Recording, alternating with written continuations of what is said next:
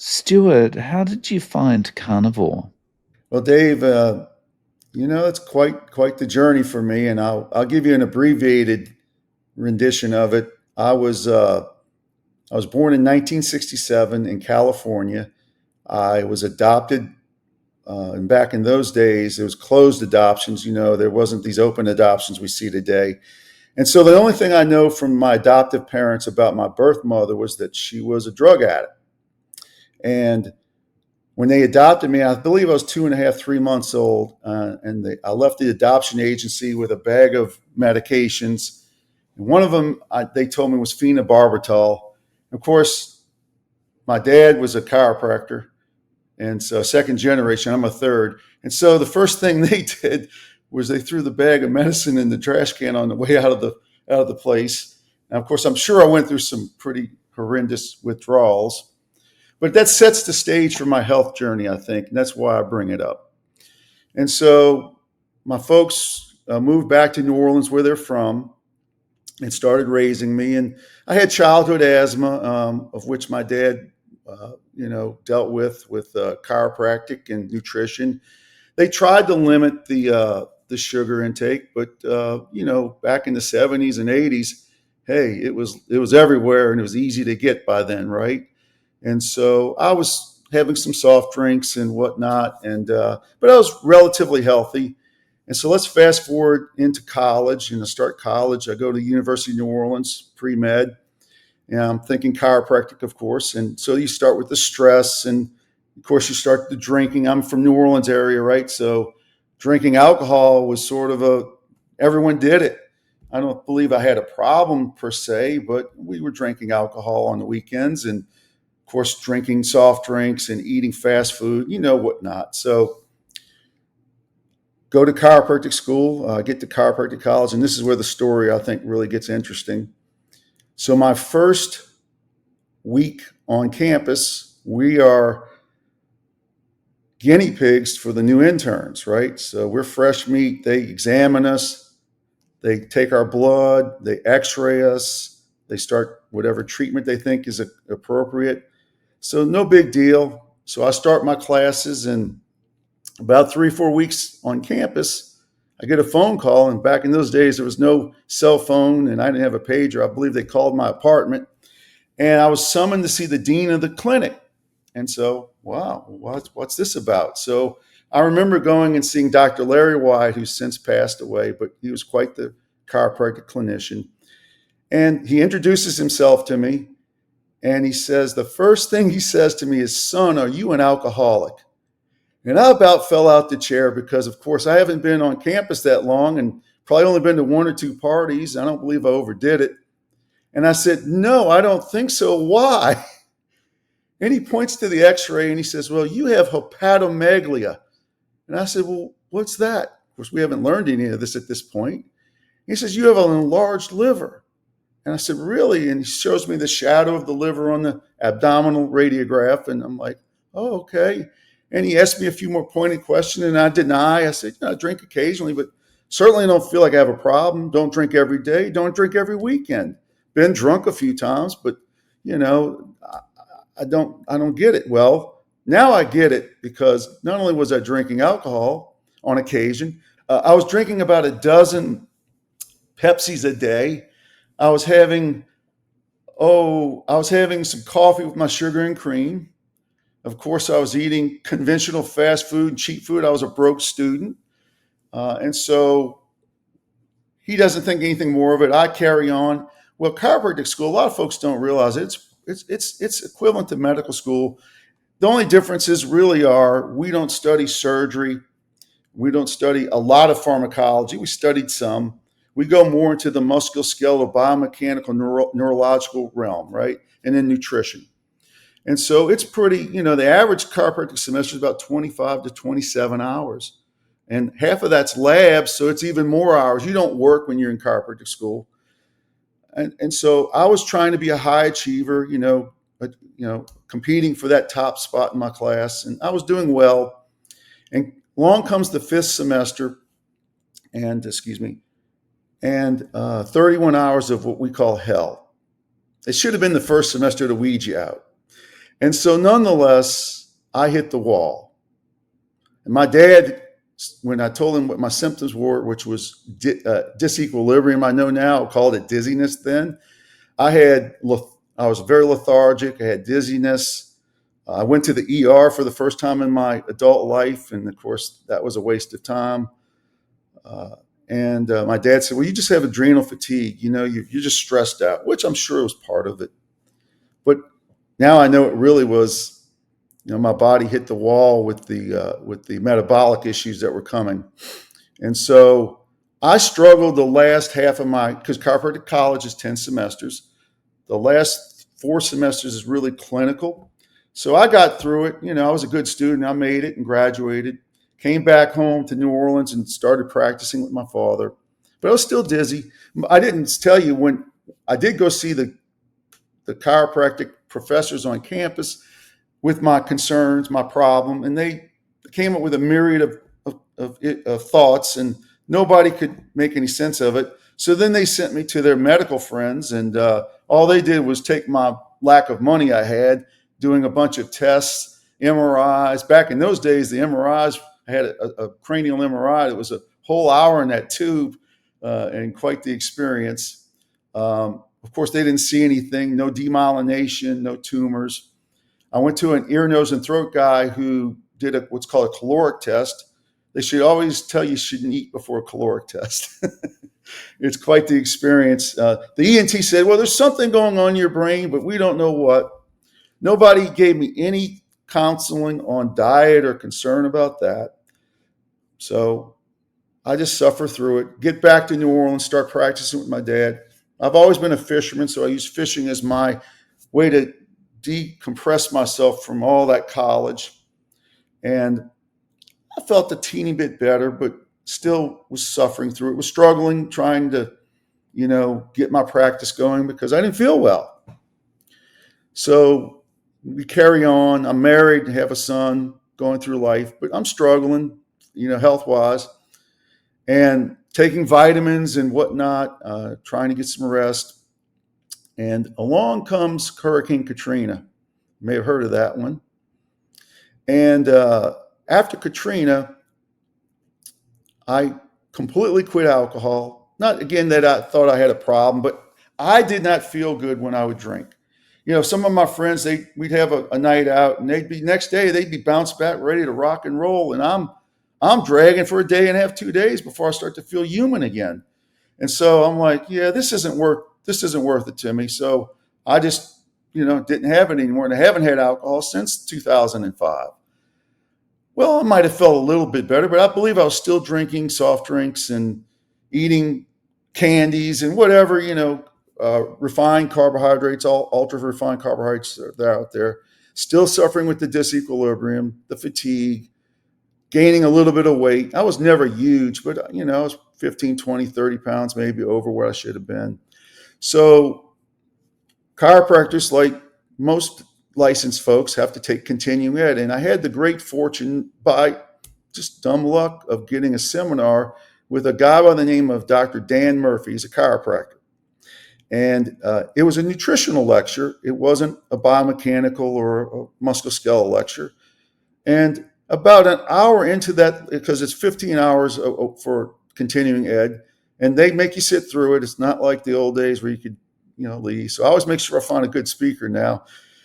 Anyhow, about an hour into this, I realized this guy's got something worth hearing. And so I really perked up and listened to him. And he had his own personal health journey, like most of us find this. Most people don't find this from because they're well and they decide they just want to eat low carbs or no carbs, right? And so he put me on to it. He didn't personally put me on it, but through his lectures, he recommended several books. And he recommended an author by the name of Dr. Barry Sears. He's a biochemist, and he wrote several books, one being Toxic Fat. I don't know if you've seen that or heard people talk about it. It's an amazing book. I learned more about fatty acid metabolism in reading his book than in any physiology textbook I ever studied. We studied Guyton in chiropractic school, which is the same textbook most medical folks use. So anyhow, the light bulb went off, and I started to eat low carb. I got rid of the the simple things, the ultra refined things out of my diet. Obviously, got rid of the soft drinks. Now I'm fully aware of the evils of high fructose corn syrup and just how much is in there.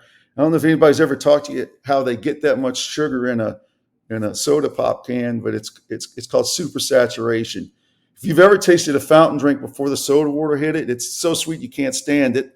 And of course, the soda water is so bitter you can't stand it. So that's how they make it palatable, is by mixing such a sweet concoction with the soda water, and there you go. So I quit all that, and lo and behold, I started feeling better. Started dropping weight.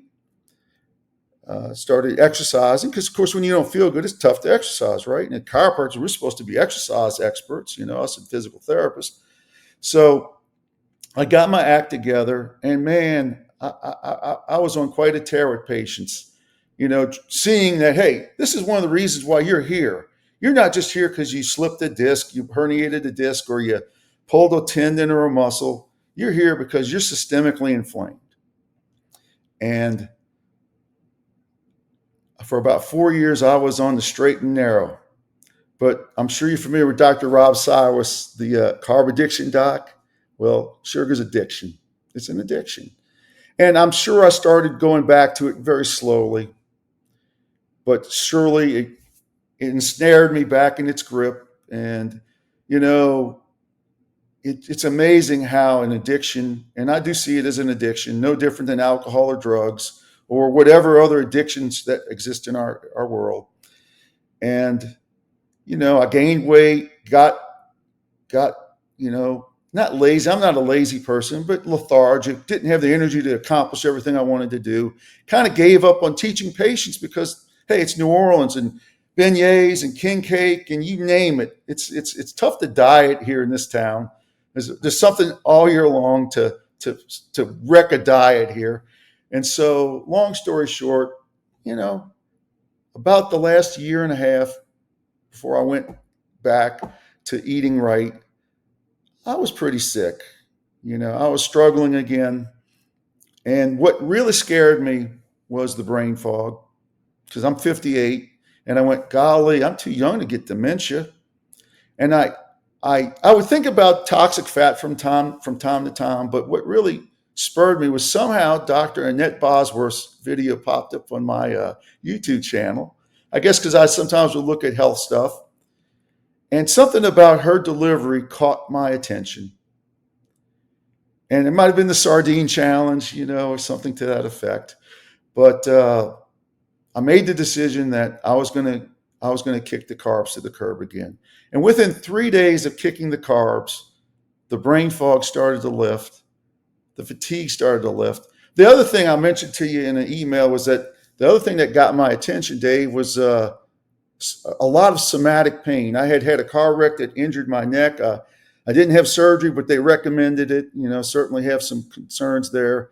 So I lived with some chronic neck pain, and I get my son's a chiropractor now, so he would work on me. It'd help, but it would always return. Sometimes worse than others. Sometimes I would be relegated to take an 800 milligram ibuprofen because, and I'm not prone to taking drugs, obviously, but if you're suffering and you don't have you'll do what you got to do.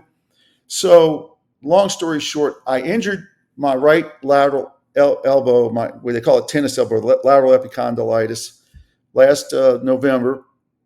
And no matter what I did, and I treat it all day long. I do dry needling, friction massage, muscle stem, heat ice, exercise. I did it all. I couldn't get rid of it. And within about 2 weeks of I was doing more keto, 20 grams or so of carbs. I noticed that the elbow was improving. It was improving. I was like, this is crazy. And I wasn't even treating it at this point. I just had sort of left it alone. And trust me, I'm using it. I do a lot of work on my property. I have a farm that I work on. And, again, I enjoy that type of work too. And, normally it would made it mad, and it wasn't making it mad. And I was like, wow. And then all of a sudden I started realizing my chronic neck pain was starting to recover. I'd say my chronic neck pain's and I've been doing this for about 11 weeks now, maybe 12 weeks. my chronic neck pain's about 75% better. When I do get an adjustment now, it's easier for my son or another partner of mine to work on me. And they've noticed the difference. Dropped 25 pounds, but the energy and the clarity and the memory coming back is what's excited me so much. So that's a synopsis of where I'm coming from. Right. And so in those 11 or 12 weeks, is that still keto or you've moved to carnivore now? I've gotten it down to days where it's just meat and fat, of course, and then sometimes I'll have I guesstimate about 10 grams or less. I haven't had more than 10 grams of carbs probably in about 3 weeks. And there's several days, like today's a day I have not had any carbohydrate. I had bacon and eggs for breakfast, and I had a T-bone. And I can't. It's amazing. And I tell patients this: I don't restrict my diet to how much I'm going to eat. I just eat what I eat, and I'm full and I'm done. And it's not that much. I ate half a T-bone. And I was completely satisfied with it. No, oh, woe is me. I'd like to eat the whole steak. No, I was done. And that's awesome. And that's your hormonal system working again. Yeah, and you've heard this. And it's stunning to watch your body come back to life that quickly with that simplicity. Now, it's not simple because kicking the addiction isn't simple. And that's where, I'm working with folks and trying to light a fire under them. And it's stunning to see the brain fog doesn't allow what I'm trying to elegantly tell them is going on with them. And Right. so I'll even tell a patient, I'll say, listen, I'm not charging you for this advice. And in fact, if you follow my advice, more likely than not, the reason you're coming to see me will go away and I won't be making a fee. Why would I tell you this and there's no other reason that I'm trying to help you. And it's stunning to see people's, uh, block to the obvious, I guess. But it's not obvious to them because they're sick. And I get it. I've been sick plenty of times with that addiction. And so I get their horror of the thought of, I can't have fruit. Fruit's good for you. Of course. No, not exactly. So, I think one of the other things that's a real difficulty getting the message across to people is um, y- you're basically saying to them, all the problems that you're experiencing in your body that you've constantly be told you need to have an operation for, or you need medication for, or you need all these things for, actually, you can probably get over a lot of these things like flipping a switch just by changing what you eat. yeah. It just seems like it seems too out there, too woo-woo, kind of thing. Well, think about it. And I mean, I'm assuming you said you're from Britain. From Originally, yeah. Yeah. So, and so they got the Western philosophy too that fats were bad. The food pyramid, which we know is wrong, but was taught to all of us, that was ingrained into you. Even I have to go back and tell you, even though I grew up the son of a chiropractor, and my father practiced nutrition. Now, to defend him, back in their day, they really still looked at plant based as the way to go, and of course herbology and that type of thing. And listen, I'm not saying there's no benefit in that, but they didn't appreciate the role that insulin really was playing in elevating systemic inflammation, and so it was incomplete. But going back to the empowerment of the message from all walks of life, the food industry, the pharmaceutical industry, the medical industry. Think about, I don't know if you guys got these TV shows over there, but there was ER and there was Marcus Welby and there was a variety of medical shows that taught you they had all the answers. And I remember being in chiropractic college, and it was about halfway through when I realized, and believe me, they weren't bashing medicine. In fact, the college I went to was integrating with medical folks. And I went to Texas Chiropractic College in Houston, and they were one of the first chiropractic schools to really try to partner up with bringing medicine and chiropractic together. And so it's not that we were hating on it, but I remember realizing about halfway through that maybe it was when I got sick with the disequilibrium that they're kidding us. They don't have all the answers. It's a myth. They don't have all the answers. And so, but the average patient thinks they do, And so I think it's Dr. Baker. I think it's him who wears the shirt that says, "Nobody's coming to save you." And that's excellent because that's the truth. Most doctors of any discipline will tell you when the patient's engaged and the patient's wanting to find out why and how, they get better than the patient who's not. And so I think that's true. You have to save yourself ultimately.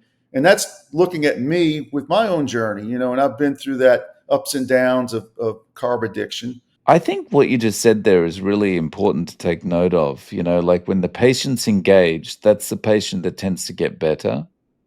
Because the thing that from talking to so many people, the pattern that I notice is the average GP doesn't like it though when the patient's engaged.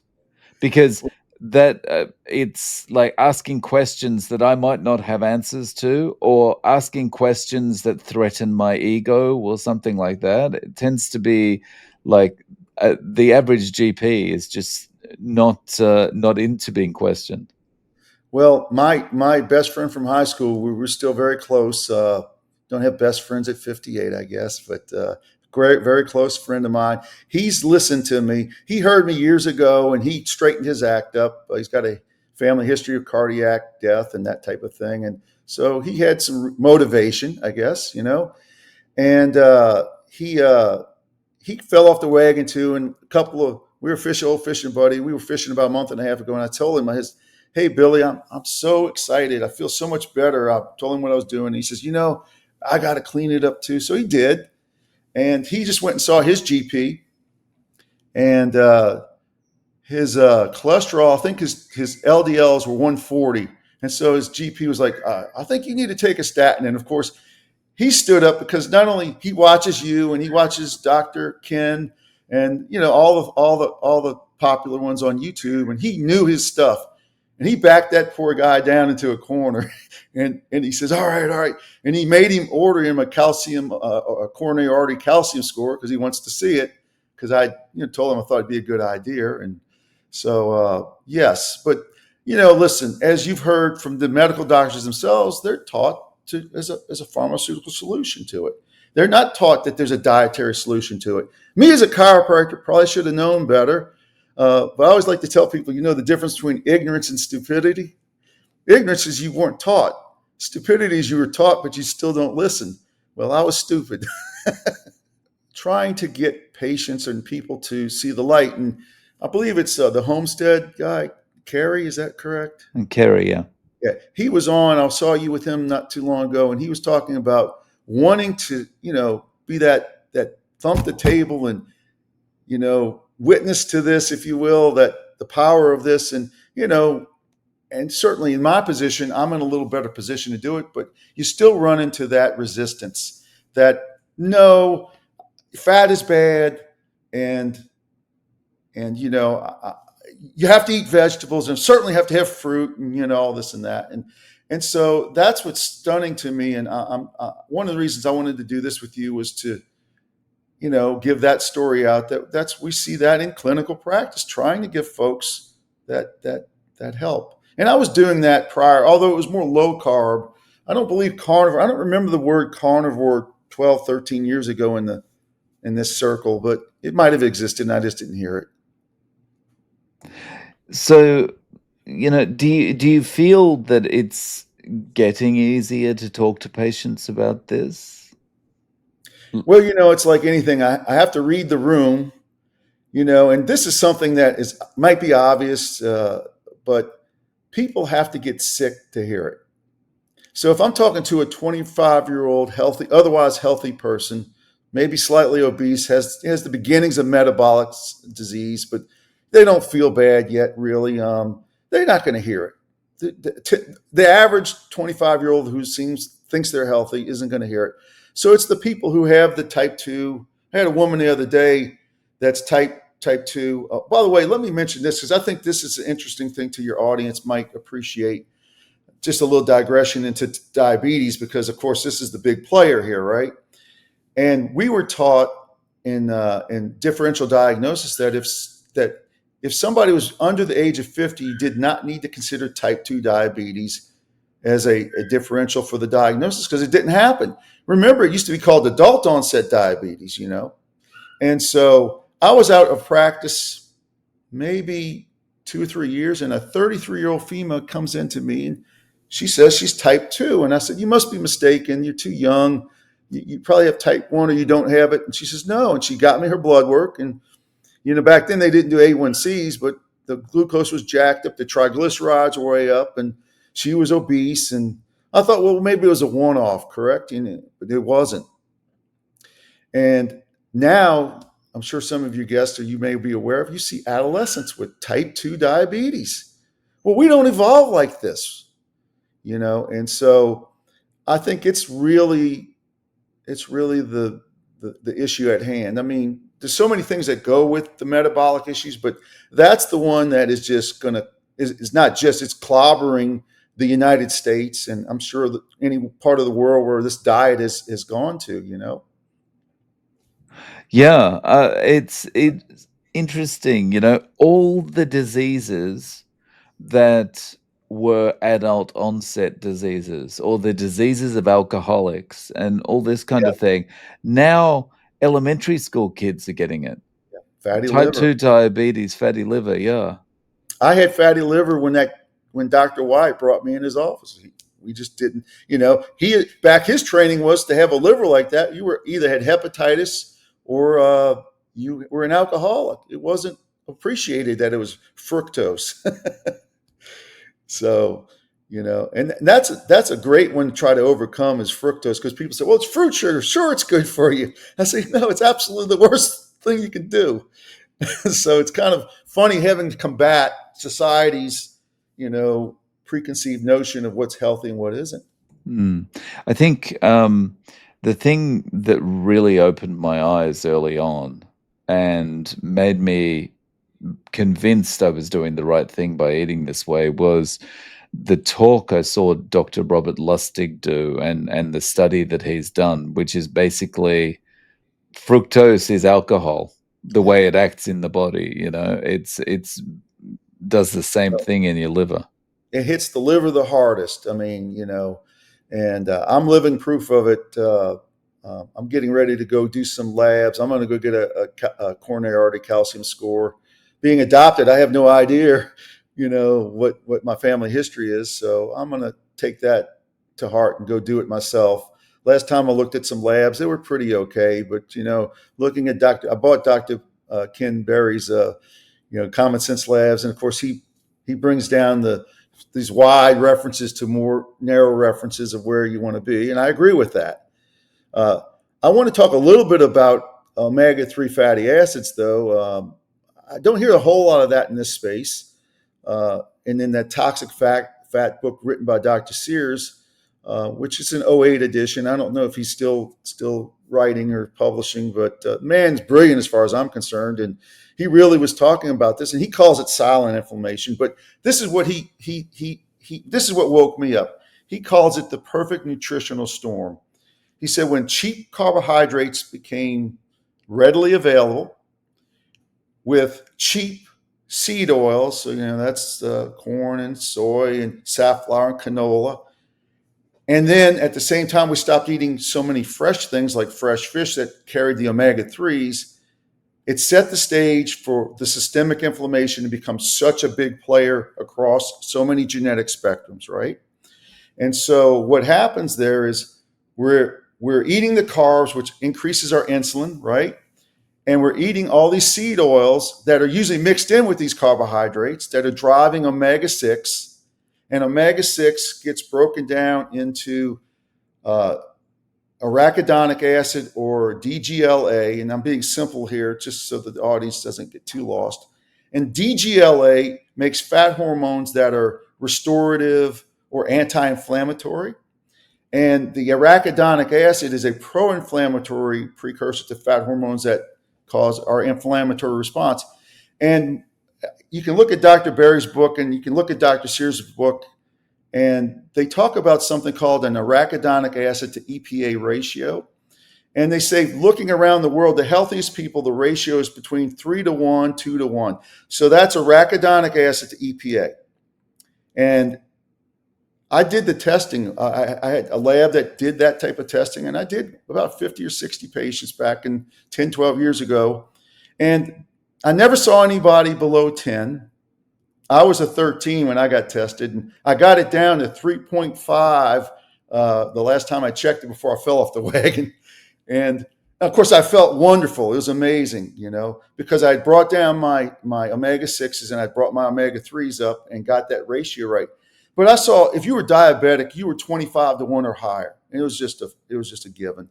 And so I think that people need to appreciate that's the how is by eating low carb, but the why is these fat hormones and how they play a role with systemic inflammation and your genetics, and how that inflammatory oversupply of inflammation is going to affect whether it be your brain, your gut, your joints and muscles. And that's why, as a chiropractor, I took an interest in it, because we're primarily musculoskeletal. Although I go back and think about my grandfather and his talks to me as a kid, and chiropractors back then weren't back doctors; they were total health folks. They did nutrition and hygiene was big back then, and they talk to people and they help people more than just with back pain. We've sort of been pigeonholed in the United States, at least, into being back doctors, and I don't see it that way, but that's how society sees it.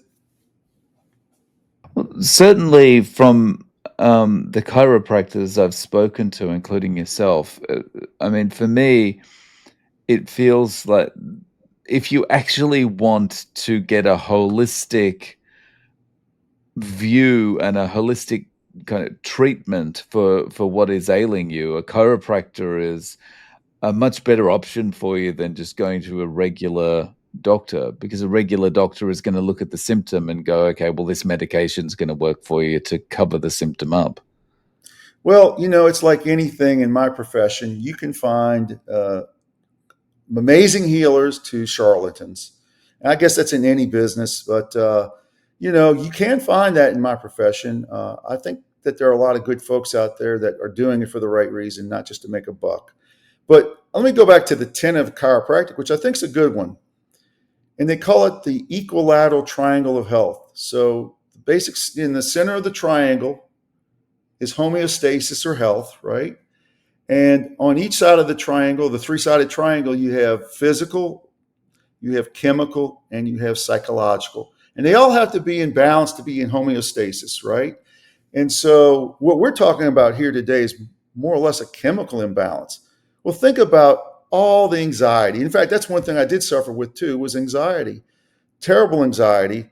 I didn't take the Zoloft the medical folks offered me, because I knew that wasn't a solution. But in fact, I always tell patients, when I got off the carbs the first time, it felt like somebody took a dial and turned down my anxiety. It was an amazing feeling. And so so many wonderful things come from lowering that darn insulin, right? And but chiropractic, the way I see it is, teaching these people doesn't eliminate the need for an adjustment to the spine. I mean, we unpinch nerves, and there's still mechanical issues that occur to folks. But what I believe I'm seeing the majority of, and especially after a few visits, and they respond, but then they relapse, or it's temporary. I believe it's biochemical. It's biochemistry that's a muck here. It's inflammation, and now we know much more about it. And I'm sure science will get us even further down the road. So, Mm. yep.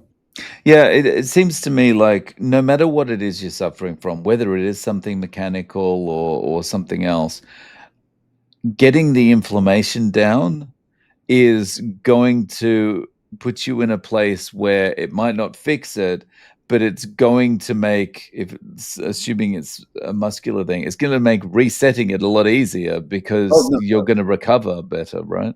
there's zero doubt. I mean, obviously, when there's an injury, there's an inflammatory response. The pro-inflammatory fat hormones, get the monocytes and the macrophages to do their thing, and then we're supposed to have the healing phase come in. And when that's not around and enough of it, you get this chronic systemic inflammation that again affects so many systems. It's just stunning, and I know you've heard many folks just go through their litany of problems that got better. Now, I do respect Dr. Robert Siwas, and he dropped a video the other day that's, I think, is a really good video. And, being a chiropractor who treats a wide variety of people, I do see great variance in humans, and not every approach works for everybody. And my tip, what I've gotten from this journey that I've poured myself into for the last 2.5 months is, I think the sicker you are, more likely than not, you need to get stricter and stricter and be carnivore. Okay. But I do think there's a point where the therapeutic benefit for people may be achieved, and then they may need to bring some low glycemic load carbs back in. Dr. Sowers talks about insulin suppression. I don't know if you've interviewed him, but the thing about humans is we're never static. We're always changing. And so, have you ever heard of Dr. Joseph McCullough?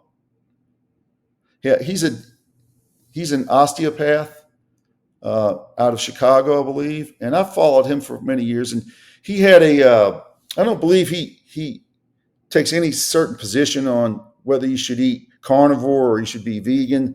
I think he certainly takes a position that the over medication and the standard diet, the SAD diet as it's called, is causing most of this. But anyway, he had a general survey where you could answer a few questions, and it would point you into what kind of metabolic type you were. And so when I took the survey, it pointed to I was a heavy protein metabolic type. And then there's the bell curve of more protein than carb, and then the mix, and there are a few people who actually do okay on carbohydrates. Now, I think they'd be great to study.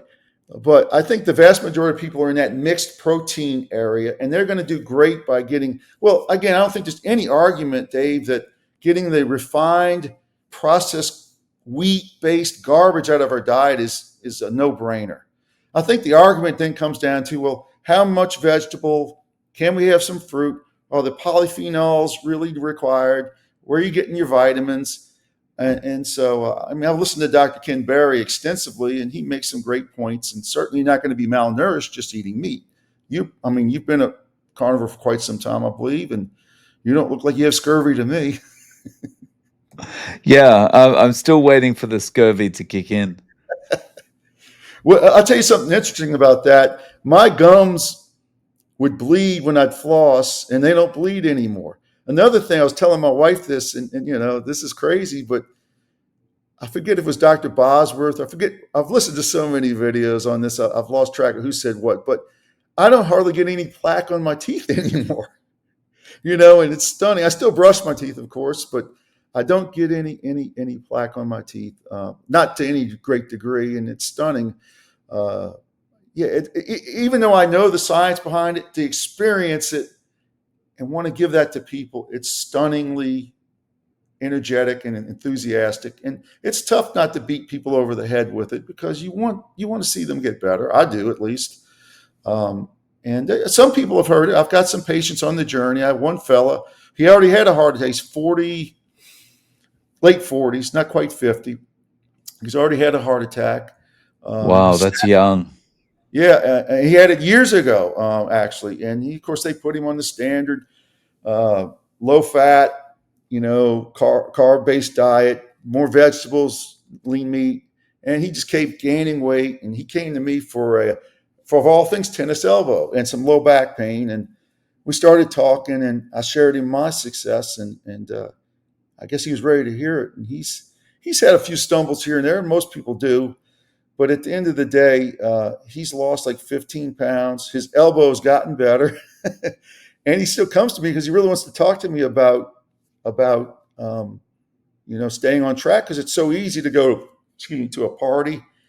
And I just went to my granddaughter's birthday party, and they had all the bad stuff, and I didn't have any. And my wife, who's been on this with me, she's had one slither of cake with no ice cream. With no icing. And she said she felt like she just took a drink. And she didn't have but a couple of bites of this now. It wasn't like she ate a whole big piece with icing. And she's like, whoa, wow, yeah, I get the message. This is toxic. As I always tell people, when you quit soft drinks, which I did a couple of times, you feel like holy hell. You feel terrible. And every time you do it, it's a longer tunnel of malaise. But you become much more sensitive to if you put something in your body that is toxic. And that's the other thing is Dr. Sears in his book talks about when you start breaking down all that adipose tissue, there's stored arachidonic acid and there's stored toxins in there. And so as that starts coming out, your kidneys and liver have to get rid of it. And so people need to be aware that, especially if they go from 100 miles an hour to zero, meaning they're eating standard diet and they go to they go carnivore, they're going to feel bad and they're going to get rashes and they're going to get, weird stuff and hot flashes and whatever. That's their body detoxifying. So I try to talk to my patients about stepping down off the platform so they don't get discouraged.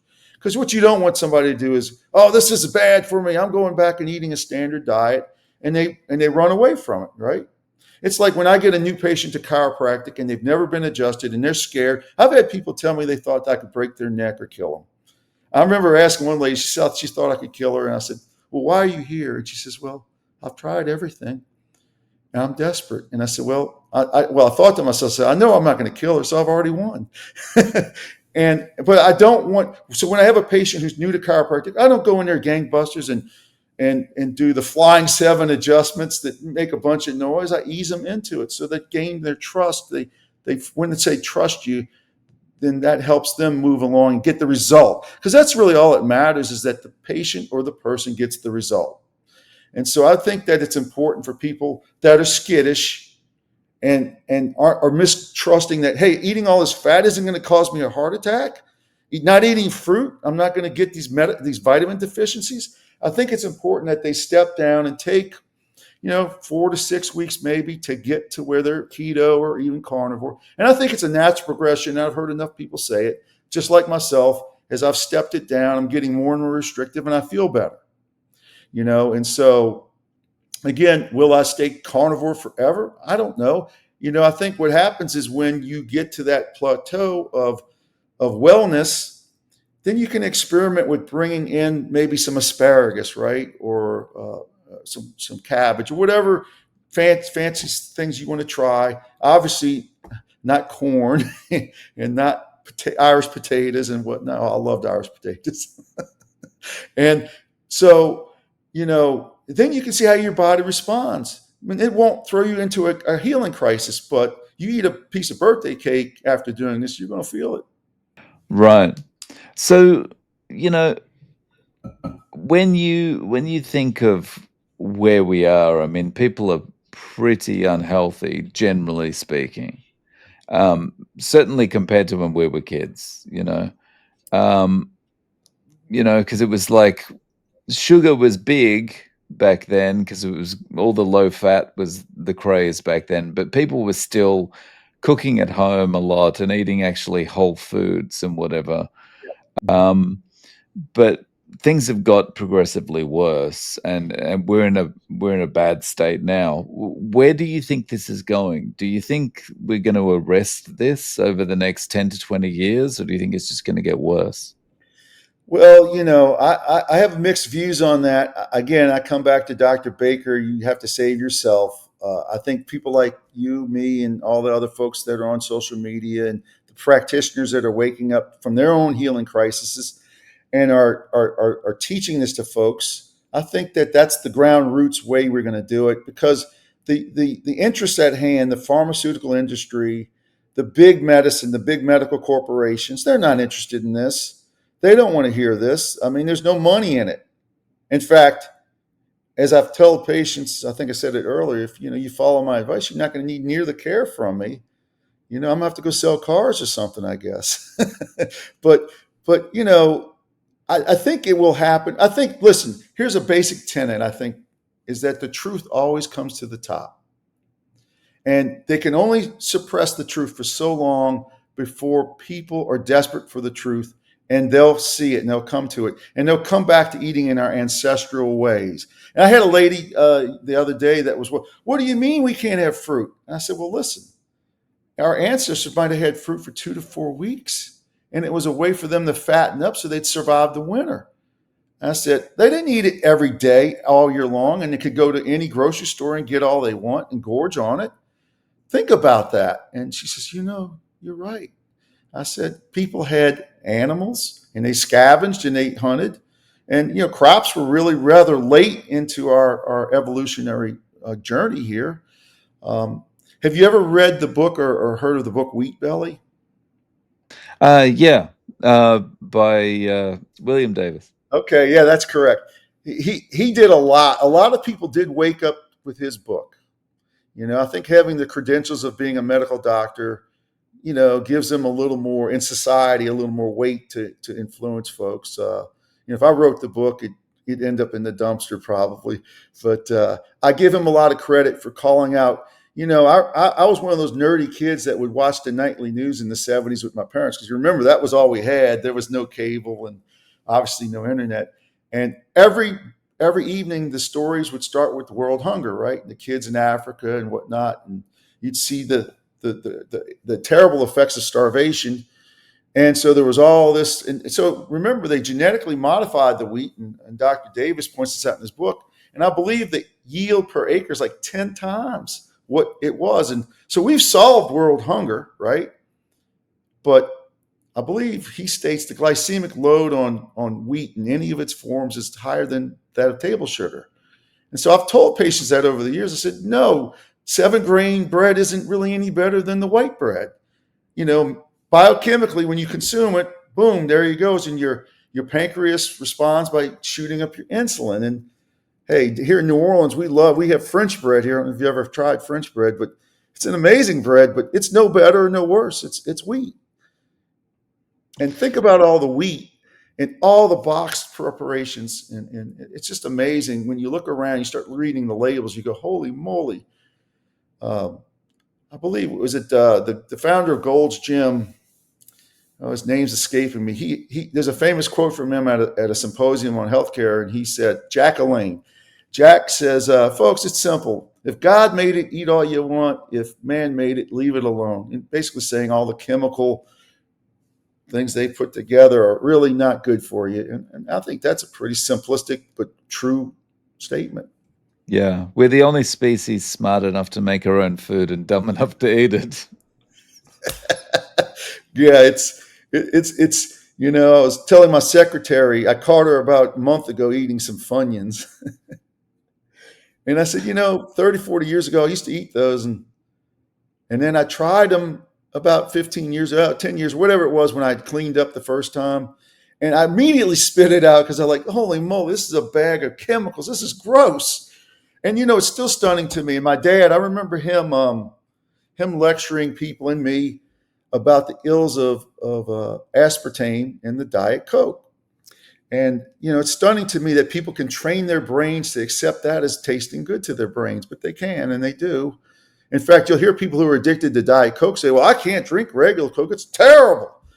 Well, that's their brain being changed chemically, and our food chemists have really played a role here in making us sick, all in the pursuit of making more money. Yeah. It's really scary when you think about, how much all these chemicals have invaded the diet, and no one's really aware of what it's actually doing. Well, listen to this one. This one, I heard this one 2 years ago at a seminar, and I'll have to, confess my sins here. This female chiropractor, she was talking about nutrition, I believe, and one of the doctors had heard her before, and he asked her about M&Ms. And she says, "So you want me to tell that story?" He says, "Yes." So she says, folks, M&Ms have aluminum in it. And I went, well, one of my guilty pleasures at the time was I'd ration that. Well, if I had M&Ms with peanuts in it, I was getting some protein, ignoring the fact that peanuts are pro-inflammatory, of course.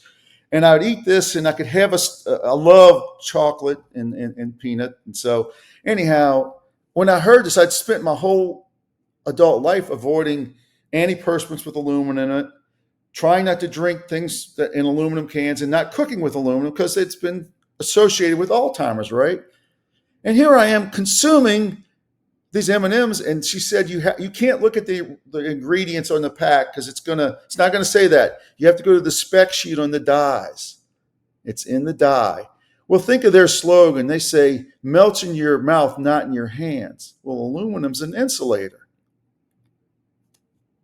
It's also in Skittles. So for parents out there, if you don't want your kids to have aluminum, those two things, and anything really with those dyes, you should avoid them, as you should avoid the sugars to begin with. Much tougher for parents with young children. In this world, it's tough.